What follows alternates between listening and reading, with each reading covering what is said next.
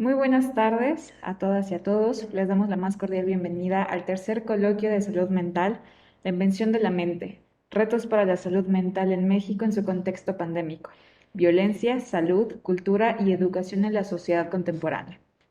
Queremos agradecer a las instituciones organizadoras del evento, el Instituto Politécnico Nacional, el Sindicato Nacional de Trabajadores de la Educación de la Sección 60 y a la Invención de la Mente, por hacer posible el presente evento. También queremos agradecer a la Universidad de Guanajuato por haber aceptado ser la institución invitada al coloquio y, sobre todo, al director del Centro de Estudios Científicos y Tecnológicos 5, Benito Juárez, el ingeniero Joaquín Rafael Buendía Santos, por haber permitido albergar dicho proyecto en las instalaciones que dignamente representa. Mi nombre es Anaís Montserrat Muñoz Craules y seré la moderadora de la ponencia llamada La escucha terapéutica ante el malestar del consumismo. A continuación, daré pie a leer la semblanza curricular de Armando Quintero Vilchis por parte de la Universidad Cooks. Es doctor en educación por la Universidad Cooks, maestro en clínica psicoanalítica, por el Centro Universitario Immanuel Kant. Es licenciado en psicología por Centro Interdisciplinario de Ciencias de la Salud del Instituto Politécnico Nacional. Cuenta con diplomados en el área de psicología forense, en formación psicoterapéutica y psicodinámica y en formación en el modelo de enseñanza por competencias. Ha trabajado en atención psicológica en intervención de crisis en el Sistema Nacional de Apoyo, Consejo Psicológico e Intervención en Crisis por Teléfono, SAPTEL. Asimismo, ha fungido como asesor y orientador de diversos problemas psicológicos en empresas como Petróleos de México, Pemex y Nomiservicios. Ofrece atención psicológica particular desde el año 2010 y tiene una gran experiencia en la aplicación y calificación de pruebas psicométricas. Ha participado en diversos congresos especializados con diversas temáticas como el uso de las nuevas tecnologías en la práctica clínica, sexualidad, salud, envejecimiento, trastornos psicológicos y educación. Ha fungido como profesor, tutor y ha sido docente en las carreras de Criminología, Administración y Psicología en la Universidad Univer Millennium Plantel Nezahualcóyotl. Y actualmente imparte clases en las carreras de Administración, Ingeniería en Sistemas, Diseño Gráfico, Pedagogía y en Psicología de la Universidad Cooks, plantel Cuauhtémoc, donde funge como coordinador de la carrera de Psicología. Sabiendo esto, me da un gran honor poderle ceder la palabra al psicólogo Armando Quinteros. Por favor.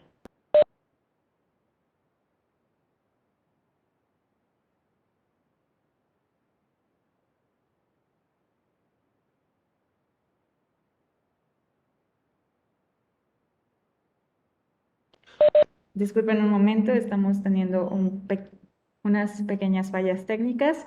En un instante se conecta.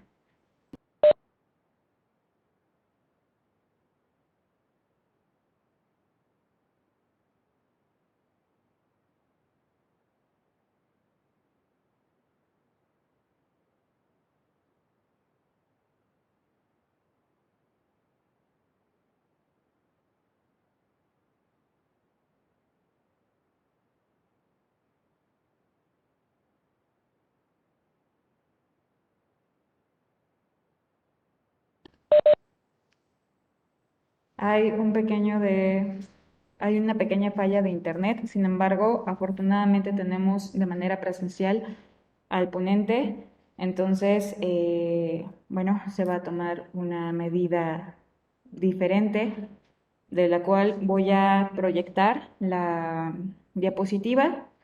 Van a ver que la voz sale de su organizadora, o sea, sé yo, pero va a ser el ponente. Dicho de esta manera, comparto y espero disfruten la ponencia.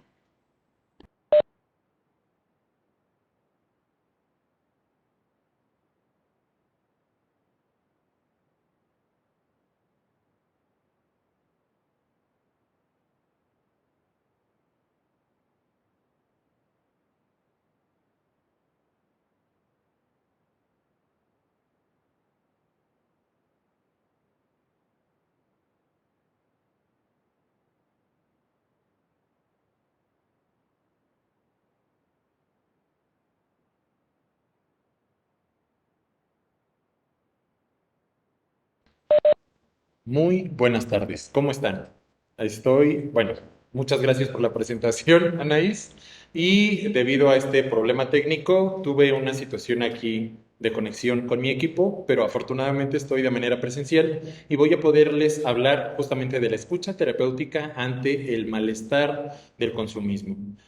¿Por qué me centro en este tema de la escucha terapéutica? Sobre todo la escucha clínica. Como sabemos, el arma más poderosa que tenemos, sobre todo desde el lado de la clínica o de la clínica psicoanalítica, es la escucha terapéutica. Ni siquiera es la palabra, es esta escucha, es poder ofrecer este espacio, poder permitir a la persona que tenga voz, que pueda escucharse.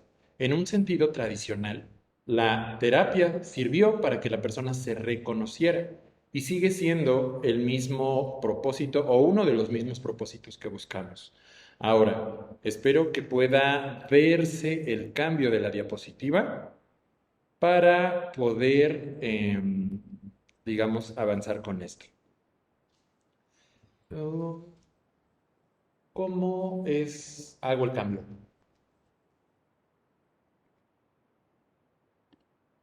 Ah, muy bien. Entonces, bien, vamos a comenzar primero con la escucha, pero desde el lado de los momentos en los que nos encontramos.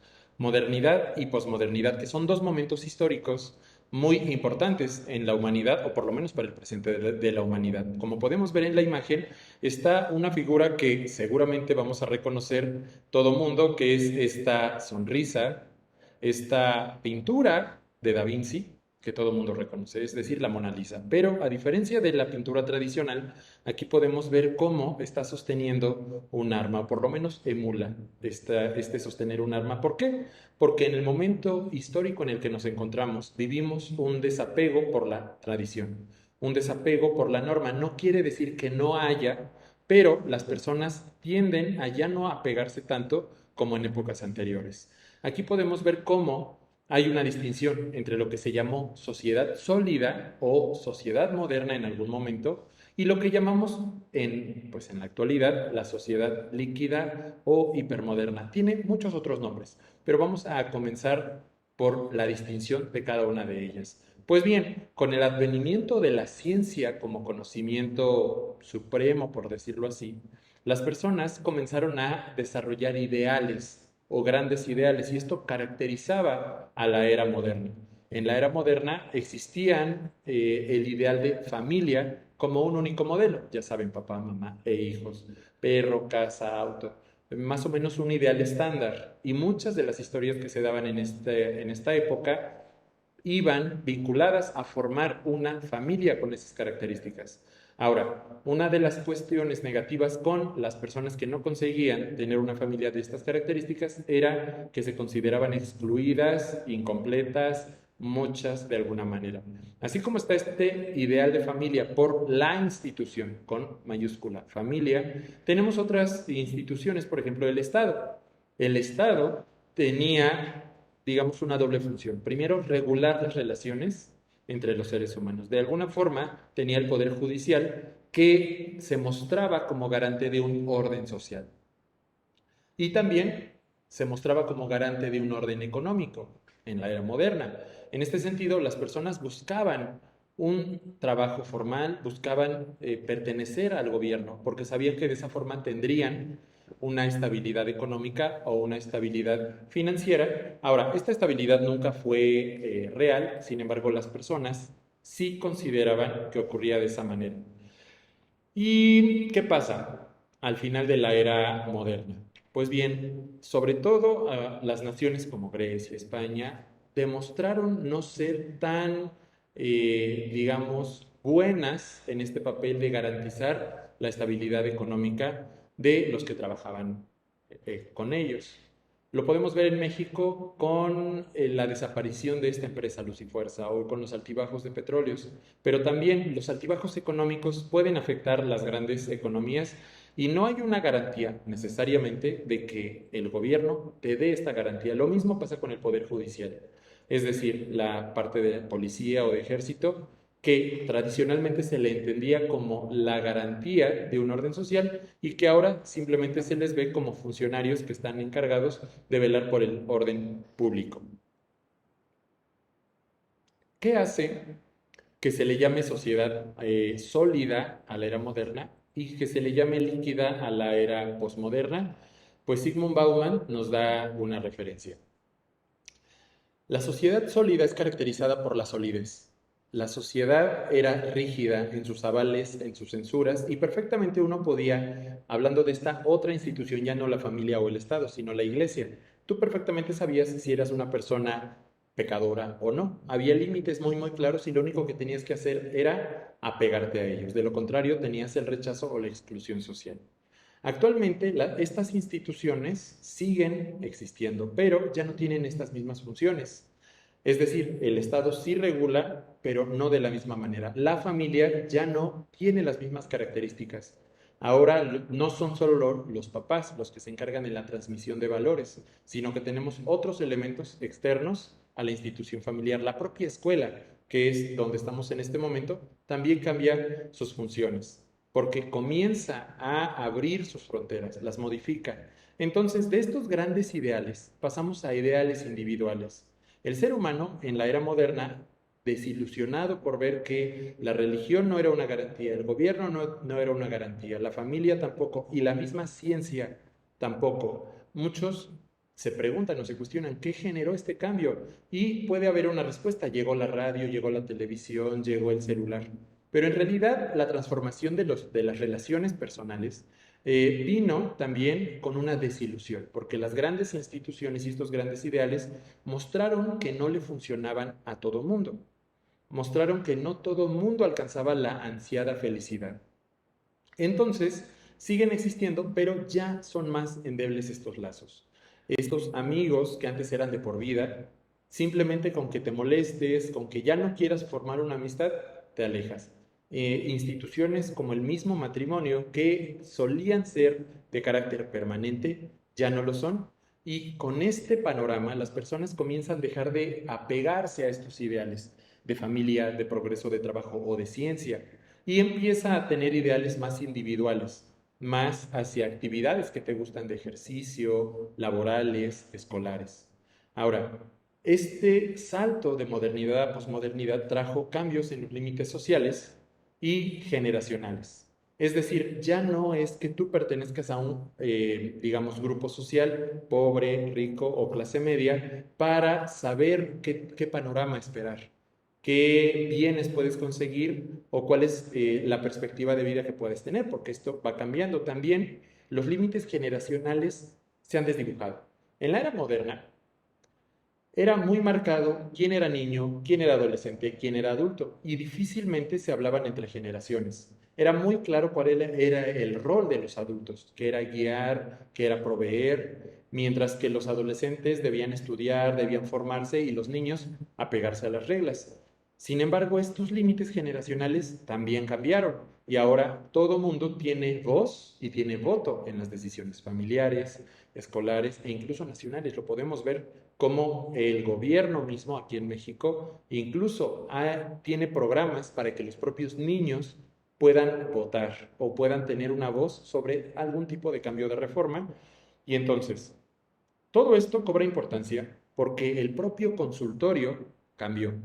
Tradicionalmente esperábamos a los pacientes, tanto los médicos, los psicólogos, los psicoanalistas, esperábamos a que el paciente llegara, tocara la puerta, hiciera su cita y el día y la hora en que citábamos a la persona llegara para que pudiéramos explicarle cuál era nuestra forma de trabajo, tiempos, costos, metodologías. Ahora, esto también cambió. Cambia en el sentido de que ya no somos esta autoridad incuestionable que te dice qué hacer o que te indica si eres sano o enfermo mental. En este caso, somos más bien una especie de trabajadores de la salud mental.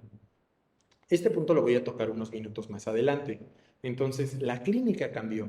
Pasa de ser una clínica del enfermo a una clínica de la enfermedad. Comenzamos a diagnosticar tal vez un poco más y a ver un poquito menos el sufrimiento o las características de las personas que están con nosotros. Entonces, la era posmoderna también trajo esto. ideología, una ideología que cambia de un apego a la regla, a la tradición, a las autoridades o a las instituciones, por la flexibilidad y adaptabilidad a los cambios. ¿A qué me refiero con esto de adaptabilidad a los cambios? Estos son ideales que todo mundo tiene. Parece que somos libres de elegir, parece que decidimos qué hacer, pero en realidad hay un empuje constante a cambiar de ropa, cambiar de marcas, por ejemplo, de computadora, de celular e incluso cambiar de amigos. Con las redes sociales pasa lo mismo. Tenemos Facebook y de repente llega Instagram, de repente llega TikTok y constantemente nos vemos empujados a adaptarnos. Y quien no se adapte, quien permanezca rígido, quien permanezca apegado a la tradición, por lo general es visto como algo anómalo, como algo raro, algo que debe modificarse. Y estas son las características que matizan esta posmodernidad. Es decir, un empuje digamos, al cambio, a la flexibilidad, pero también un empuje a la elección permanente. Y pues bueno, también hay un desapego por, ahí está, por la tradición. En esta imagen podemos ver cómo hay una reunión de personas que están comiendo, pero a la vez están cada quien vinculándose con personas que están fuera del panorama tradicional. Tradicionalmente, nosotros estábamos limitados por un espacio físico, estamos limitados por nuestro propio cuerpo, nuestra visión, nuestra escucha. Pero ¿qué pasa en la actualidad? Ya no tenemos tan clara esa limitación. ¿Por qué? Porque con el acompañamiento de estos aparatos podemos ver cosas que no están necesariamente a nuestro alrededor. Podemos estar en contacto con una mayor cantidad de personas y justamente esta diapositiva nos comenta. Tenemos un rechazo a los marcos tradicionales de pertenencia a grupos étnicos. Ya no se trata de que yo soy latino y no le hablo a quien no sea latino. Ya no se trata de que yo pertenezca a una nación en particular, Norteamérica, Sudamérica, Europa. Podemos estar vinculados con personas de cualquier grupo étnico. Personas, ya no se trata esta parte o esta distinción entre hombres y mujeres, ya saben, actividades solo para hombres o solo para mujeres. Actualmente se vive una especie de mixtificación en sentido mixto, o se vive una especie de ya no importan estas características de género o incluso de edad. Podemos comunicarnos, vincularnos y buscar el consejo o darlo o buscar la guía de personas de todas las edades. ¿Cómo lo podemos ver? Por ejemplo, los youtubers, los bloggers que de repente vemos 14, 15 años y están hablando sobre la metodología a seguir para realizar alguna determinada actividad, para salir y realizar algún determinado deporte o estudiar algo que te guste y te dan consejos. Ya no se da esta limitante de la edad. Ahora, actualmente podemos ver que esto tiene una consecuencia porque como cada quien puede elegir, cada quien desde su perspectiva, ya no hay un vínculo que nos una a todos. Es decir, no hay un vínculo familiar, no hay un yo soy de esta familia, Martínez, González, pensando en apellidos aquí en México, y que debido a eso yo tenga este orgullo por pertenecer a ella. También no se da esta parte de, bueno, los hombres o las mujeres, que era muy marcado, sigue estando presente, pero era mucho más marcado hace incluso poco tiempo. Y tampoco se trata de no hablarle a una persona por su edad o incluso por su formación. Perfectamente puedes buscar en línea y buscar el apoyo o buscar el consejo de alguna persona formada en algún área. Cocina, llámese algún arte manual o algún profesionista que te pueda dar una indicación, un consejo jurídico, un consejo económico o incluso psicólogos que puedan estar listos para poderte dar su punto de vista si es que llegas a tener alguna duda, si llegas a tener alguna situación donde dudes si tienes algún trastorno mental o donde hayas visto información en televisión o en internet y que quieras consultarlo, está perfectamente disponible y la limitación del tiempo, la limitación económica que tradicionalmente eran muy marcadas, hoy por hoy ya no están tan presentes. Entonces, vemos este desapego por la tradición y este buscar constantemente ser diferentes. Estamos constantemente buscando nuevos retos, nuevos aprendizajes, nuevas tendencias de moda. Y estas tendencias de moda sí vinculan o sí marcan un cambio en cómo nos relacionamos con otras personas. Ok, ya no nos vinculamos con personas de nuestra familia, como la imagen que acabamos de ver, o por lo menos no nos vinculamos de la misma manera. Ahora nos vinculamos con otras personas por intereses en común, intereses deportivos, intereses religiosos, intereses en actividades. E incluso si tú mismo o tú misma quieres salir de viaje, ya no es necesario que lo hagas con tus amigos. Perfectamente haces una publicación en Facebook, en Instagram, oigan, voy a salir a tal lugar, voy a salir fuera de la ciudad o cerca de tal ciudad. Y siempre va a haber alguien que diga, yo vivo por ahí o yo te acompaño, me gustaría también ir. Y no ocurre esta extrañeza de, bueno, es que no nos habíamos conocido personalmente. Esto forma parte de los cambios. ¿Y de qué forma matiza nuestra escucha, por lo menos nuestra escucha clínica, de esta manera? Vamos a hablar del acto terapéutico. En algunos textos puedes verlo como el acto analítico, el acto psicoanalítico, evidentemente, el acto de la escucha, el acto de que la persona pueda escucharse. Pero aquí voy a hablar de un acto clínico simplemente. Entonces, los avances tecnológicos han traído consigo un desplazamiento de la medicina. ¿Y por qué hablo de la medicina? Porque tradicionalmente es el icono de la salud. Entonces, pasamos de la medicina del enfermo, donde el médico o el filósofo o el psicoanalista o el psicólogo atendían a la persona, le preguntaban cómo se llamaba, de dónde viene, con quién vive, qué le aqueja.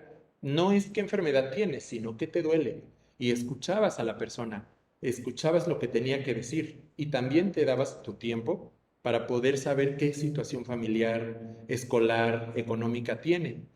Este acto médico cambia con el advenimiento de los avances tecnológicos. No es que la tecnología los haya traído, va de la mano con, va de la mano la aparición de estos aparatos, por ejemplo, yo con los audífonos, ustedes en este momento con la computadora, con el celular.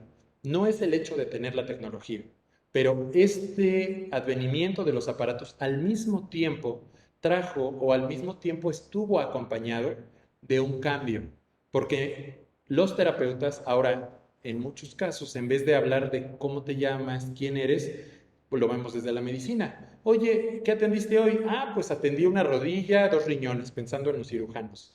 Oye, un hígado y un corazón. Ah, perfecto.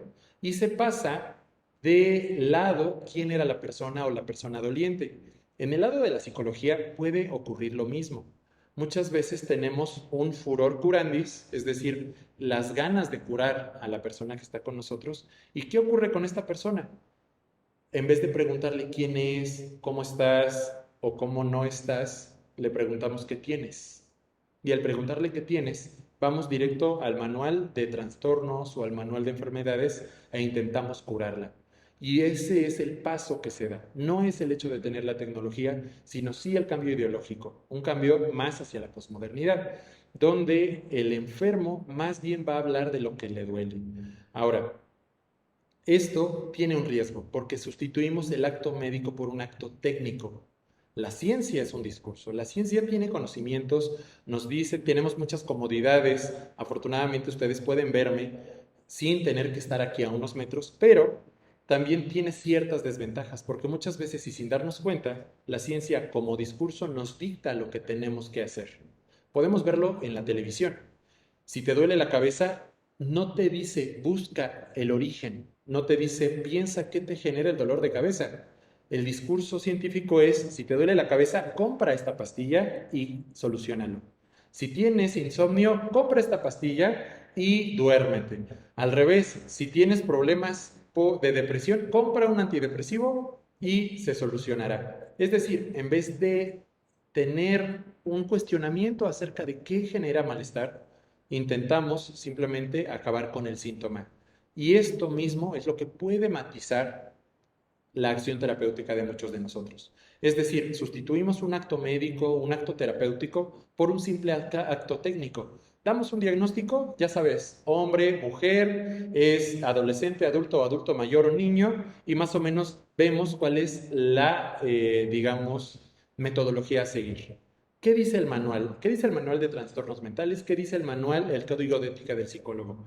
Y ahí sentimos o hacemos lo correcto aplicando lo que nos dice el manual pero dejamos de lado lo que el acto terapéutico quiere decir, lo que el acto terapéutico implica, que es el vínculo entre dos personas, mientras que una es la experta en enfermedad, en bienestar o en teoría, como quieras, y la otra es aquella que intenta calmar aquello que le aqueja.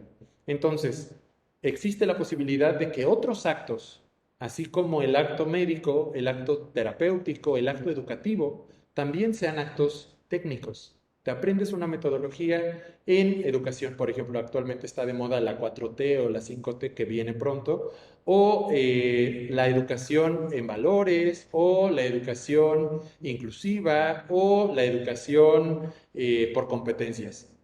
Pero ¿qué pasa si en vez de reflexionarla, la aplicas porque tiene que aplicarse? Se vuelve un acto técnico, se vuelve una metodología tipo fábrica, tipo molde. Entonces, el acto analítico también se puede constituir como un acto técnico si se vuelve una simple aplicación de un conocimiento entendido como verdadero o incuestionable. De nuevo, no estoy juzgando a la ciencia como la fuente de un conocimiento comprobado, sino a la ciencia como un discurso. Este discurso que intenta simplemente calmar un síntoma dejando de lado a la persona doliente o a la persona sufriente. Y en este caso, la escucha en este malestar del consumismo cobra un poco más de sentido, porque también nosotros nos colocamos en la posición de un, digamos, así como este café que estoy sosteniendo en mis manos, como un producto que debe cumplir su función. Y si no cumple su función, y lo pongo entre comillas, es desechado. Entonces, el paciente que no quiere atender, el estudiante que no acate la metodología más novedosa, el paciente médico que no quiera seguir las indicaciones, se considera como defectuoso y corre el riesgo de recibir un rechazo por parte de los terapeutas. Esto tiene una implicación ética, una implicación moral muy, muy importante, porque la escucha deja de ser hacia la persona. Ahora, de nuevo vemos esto de la cura del consumo y en esta nueva imagen podemos ver cómo a través de la computadora, y casualmente estamos frente a una computadora, podemos conseguir, entre comillas, lo que queramos, o por lo menos esa es la idea actual. ¿A qué me refiero?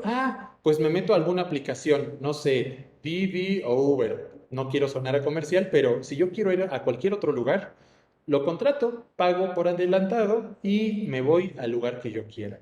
Si yo quiero contratar un seguro de vida, si yo quiero contratar o ir de viaje a algún lugar, pues contrato a una agencia de viajes y me arman el paquete de viaje sin que yo tenga que estarme quebrando la cabeza sobre costos, tiempos. Simplemente les digo dónde quiero ir, cuánto tiempo quiero estar y me arman el plan. Y no solo a mí, sino a cualquiera que utilice la tecnología de información y comunicación.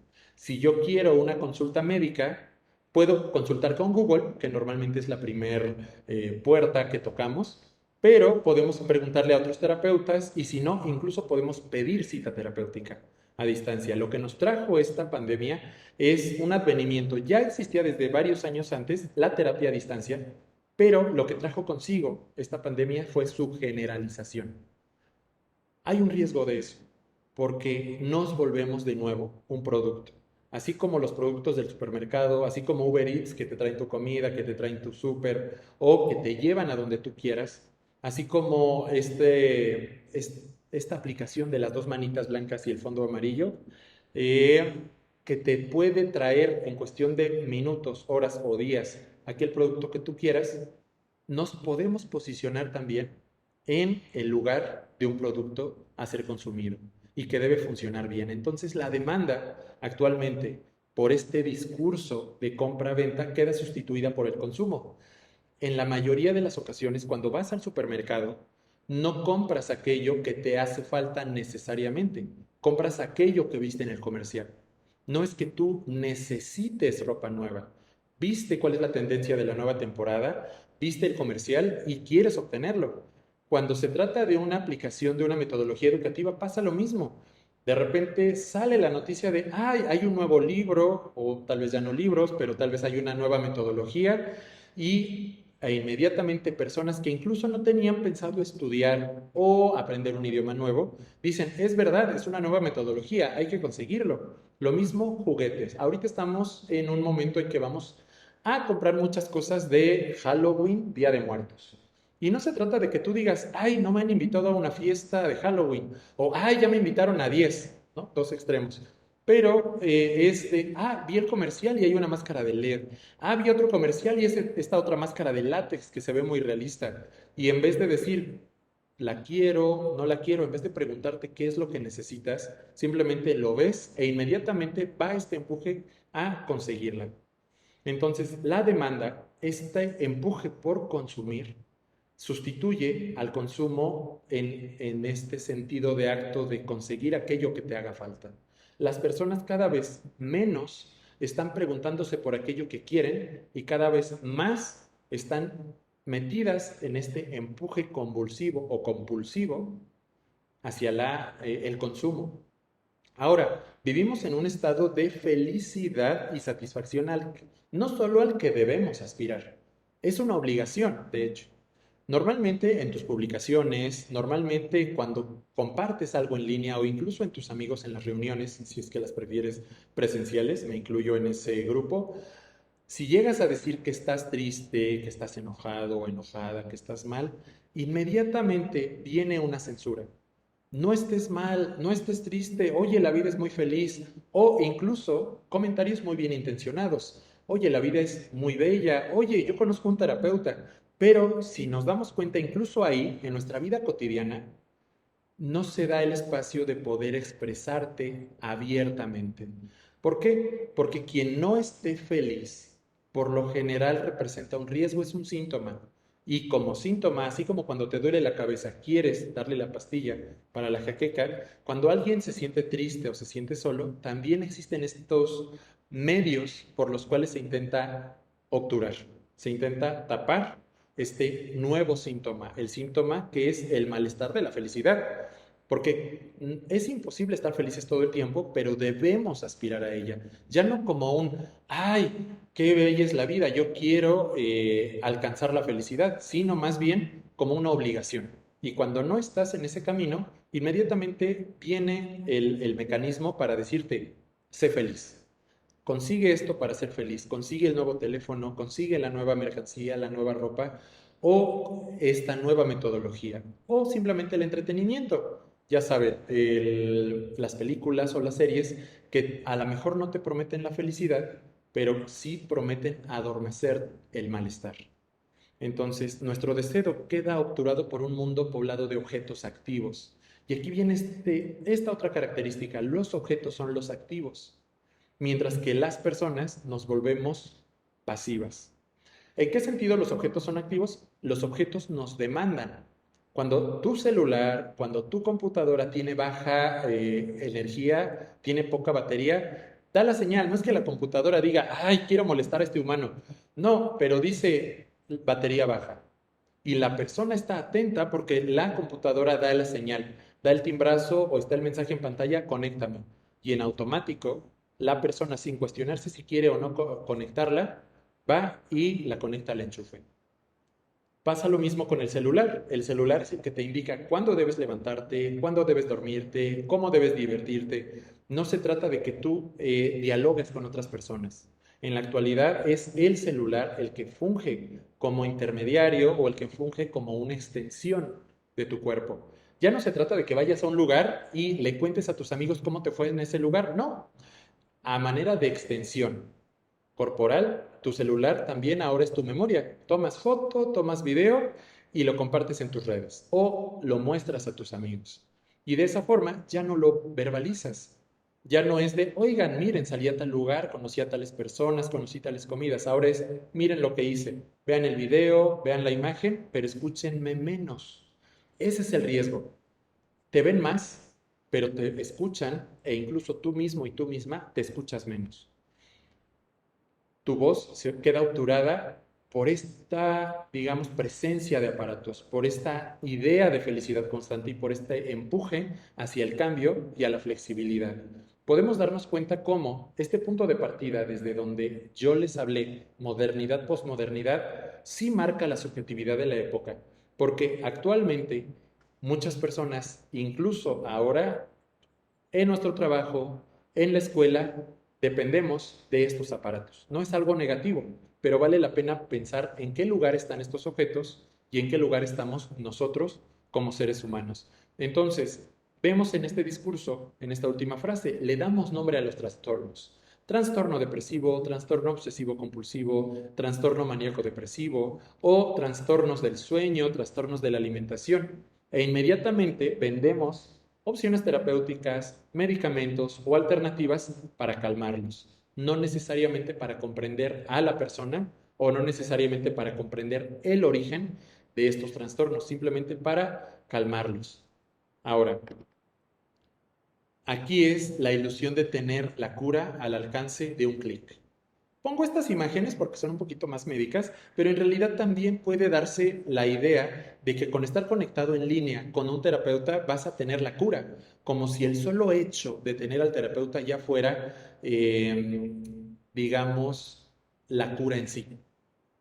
Y evitas responsabilizarte o evitas desear escuchar tu propia voz.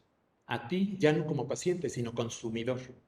Buscas a un terapeuta solamente para liberarte o solo para que te escuche alguien y no necesariamente porque quieras comprender o quieras solucionar aquello que te está pasando. Esa es una de las modalidades de la escucha en la actualidad. Y pues bueno, tenemos muchas y múltiples paradojas en nuestra actualidad. Primero, nos vinculamos con más personas. Esta no es una pregunta, pero puedes responder. ¿A poco no? Tienes más de 100 personas, probablemente más de 1000 personas en tu perfil de Facebook, de Instagram o de alguna red social, incluso en WhatsApp. Entonces, aquí se vive esta paradoja. ¿Por qué? Porque vivimos más bien conectados, en comunicación con una cantidad cada vez mayor de personas, probablemente más que en ningún otro momento en la historia de la humanidad. Publicas algo en línea e inmediatamente 200, 300 personas ven la publicación de forma directa o indirecta y responden a la publicación, si están de acuerdo o no, pero al mismo tiempo estás solo o estás sola, porque aunque estás en comunicación, no estás vinculándote necesariamente con todas esas personas. No sabes cómo se llaman, o sí por el perfil, y puedes ver sus caras, pero difícilmente sabes sus gustos. Difícilmente le has acompañado en momentos difíciles, sabe dónde vive, sabe cómo, o sabes cómo es su personalidad. Los tienes ahí, como una columna de perfiles disponibles, y si te caen mal, los eliminas. Pero si les caes mal, te eliminan. Esa es la paradoja, porque es un estar emulando una interactividad, pero es una interactividad virtual. Ahora, vivimos en otra paradoja, porque vivimos la época de la inmediatez y de la libertad. ¿Por qué? Nos sentimos libres de elegir lo que queramos, la ropa que usamos, los aparatos que usamos, los lugares donde vamos e incluso el tipo de personas con las que vamos a convivir. Pero tenemos que esta libertad de elegir no es una libertad de personas seguras de sí mismas que saben lo que quieren, es una libertad ansiógena, es una libertad de elegir, porque si no eliges constantemente, llega la censura y llega el cuestionamiento de, oye, pareces foto, si es que no compras ropa de cuando en cuando. Oye, como que ya llevas mucho tiempo con esta relación de amistad, esta relación de pareja, e inmediatamente viene este cuestionamiento de qué más sigue, como si tuvieras que tener un plan de cambio constante. Esta inmediatez surge y esta inmediatez empuja al consumo en este círculo de consumir para tranquilizarte, pero al mismo tiempo eso te volca a querer consumir más. Y al consumir, consumimos no solo productos, comida o viajes, consumimos personas. En este listado tipo supermercado que son las redes sociales y también en los servicios. La mayoría no se vincula con un terapeuta porque sabe que es bueno o buena, se vincula con el terapeuta porque es aquel funcionario que va a hacer mejor su trabajo, ya sea escucharte o acompañarte. Y cuando te confronta, muchas personas no toleran este confrontarse, este tener que escucharse a sí mismas. Entonces, los compromisos es otra paradoja. Tenemos múltiples compromisos laborales, escolares, personales, pero estos son provisionales porque en cualquier momento pueden cambiar. Te puedes casar y esto no es garantía de que dures mucho tiempo con esa persona. Puedes buscar un médico, pero si dice algo que no te gusta, Buscas segundas o terceras opiniones hasta que haya alguno que te diga que no tienes que esforzarte y que él te va a dar la solución. Por acupuntura, por reiki, por psicoterapia, por medicamentos, por, bueno, ya sea medicina, psiquiatría, la alternativa que sea. Y en cuanto de nuevo ves que no hay un avance o que dice algo que no te gusta, buscas otra alternativa. Ya no se trata de haber llegado con el terapeuta, este representante de la salud, y que te quedes ahí porque sabes que es el bueno o es la buena. Y ahora, regreso a esto, el sujeto se vive pasivo. Hacemos cada vez más cosas, pero cada vez somos menos dueños de estas acciones. Son los aparatos los que nos indican qué hacer, cuándo comprar, cuándo dormir, cuándo despertar, cuándo comer incluso. Porque hasta podemos programar, mi comida es a tal hora, o tengo tal paciente, o tengo que ir a la escuela a tal hora. Y perfectamente son los objetos los que nos dan la indicación. Por eso hablo de la interpasividad. Una interactividad se da entre dos personas.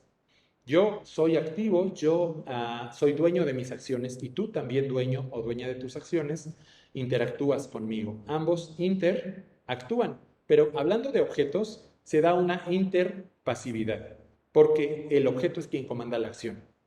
El objeto deja de ser aquel, digamos, receptor estático, deja de ser aquel ente pasivo que recibe la acción de los sujetos. Sí, es el que recibe la acción, pero porque la comanda. De nuevo, es el celular el que te dice si hay batería, si hay señal, y la persona atiende estas indicaciones sin preguntarse si quiere. Recibes una indicación, una vibración, un sonido de alarma, un sonido de mensaje y no te preguntas, ¿quiero responderlo o no quiero responderlo? Es algo automático.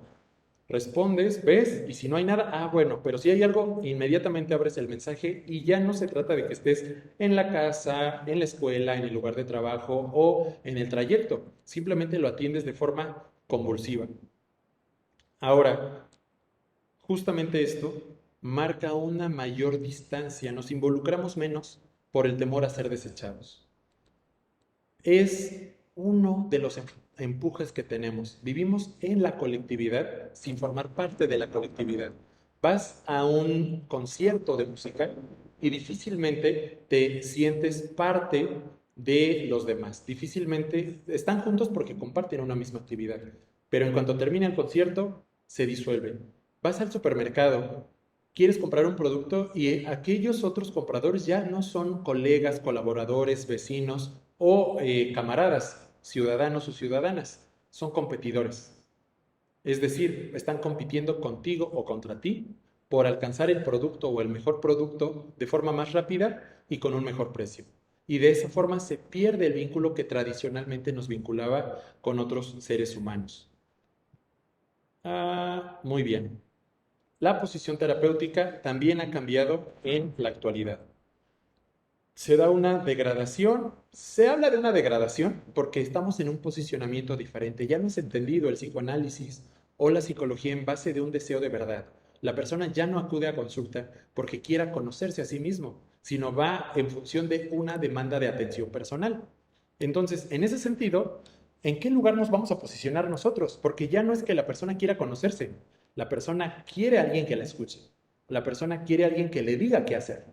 Y en ese sentido, obviamente sabemos que vamos a frustrar esa demanda para que la persona se movilice. Pero ¿qué tanto se puede frustrar realmente esa demanda antes de que seamos cambiados y desechados de una forma como un producto en este gran mercado que impera en la actualidad? Ahora, ubicamos al terapeuta, al psicólogo, al analista más del lado de un servicio de acompañamiento, un servicio de coach, que del lado de la medicina.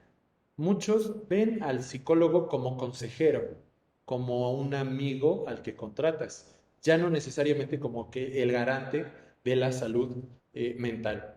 Y esto tiene una implicación muy importante en nuestra actualidad, porque ya no se da un vínculo de carácter permanente tampoco, ni con pacientes, ni con los terapeutas. Y no es que no ocurra todo el tiempo, pero ocurre menos veces que en épocas anteriores. Las personas, en este caso el sujeto, pregunta más para calmar el síntoma y no para entenderlo. No se pregunta por quién es o qué hace para generar un malestar. No se pregunta por qué contexto tiene. Simplemente quiere dejar de sufrir.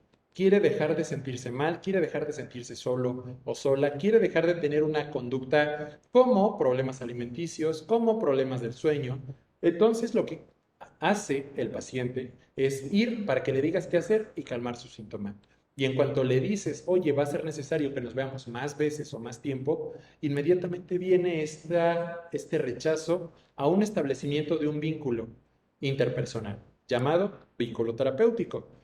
Ahora, toca dejar de ver al síntoma como peligroso. En este sentido, la escucha analítica se posiciona en ese lugar, o podemos posicionarnos en un lugar para dejar de ver a el síntoma, dejar de ver a quien quiera hablar, dejar de ver a quien quiere establecer un lazo como peligroso, dejar de entender a la persona que no quiera comprar como algo anómalo y poder entenderla desde quién es, para que la persona pueda escribir, pueda elaborar una historia diferente de su propio contexto.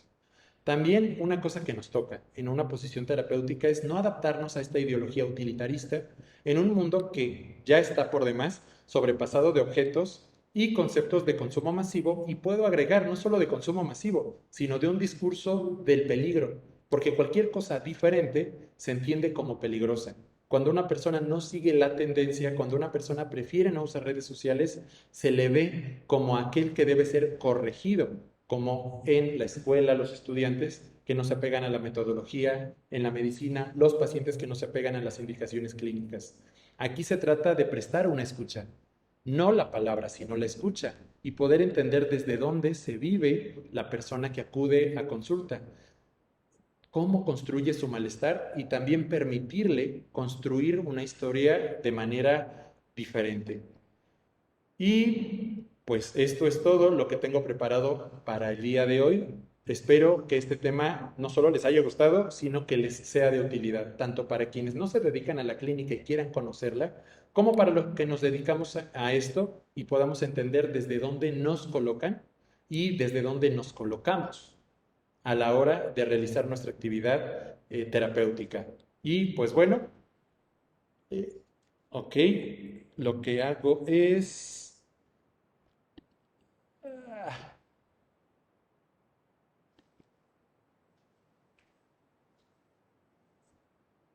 muy bien, es verdad. Pasamos a la sección de preguntas y respuestas, y si alguien tiene alguna pregunta de lo que acaban de escuchar, este es el momento de hacerlo. Pueden levantar la mano en el símbolo de levantar la mano. En la parte inferior de la pantalla tienen la parte de reacciones, que es una carita feliz. Le dan clic y está la opción de levantar la mano, o por medio del chat también puedes realizar la pregunta o el comentario que quieras hacer.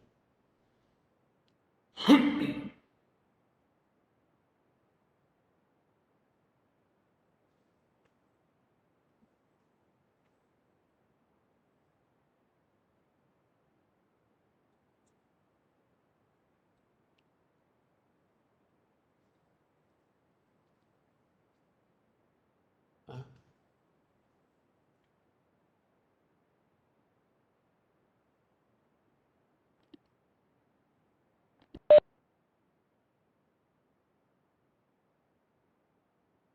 Eh, ¿Qué tal? Lamento todos los problemas técnicos que han pasado. Sin embargo, si no tienen ninguna pregunta, evidentemente no hay ningún comentario, ninguna mano levantada. Creo que queda bastante claro que la información impartida por el ponente es muy concreta y bastante significativa como para que nos quede bastante claro. Le agradezco de antemano su presencia, ponente. Y bueno, ¿alguna cosa que quiera mencionar por último antes de dar el cierre o así estamos bien? básicamente es recordar que siempre estamos en un momento histórico y que si en este momento no surgió alguna duda, de todos modos siempre van a estar los canales abiertos para poder comentar este tema. Si logré contribuir de alguna manera a reflexionar o a reafirmar alguna duda o alguna idea que tú tenías sobre la posición terapéutica o el momento histórico en el que nos encontramos, bueno, tengo ya la satisfacción de haber generado un cambio. Muchas gracias por este tiempo. Pues muchísimas gracias. De antemano agradecemos a cada uno de ustedes por haber sido partícipes de nuestro tercer coloquio sobre salud mental.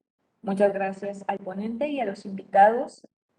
Y los invito a seguirse conectando en las demás conferencias, talleres o mesas de debates que continuarán a lo largo de este día hasta las 7 de la noche, en donde habrá la clausura, por lo cual están completamente invitados a seguirse conectando y les agradezco. Muchísimas gracias.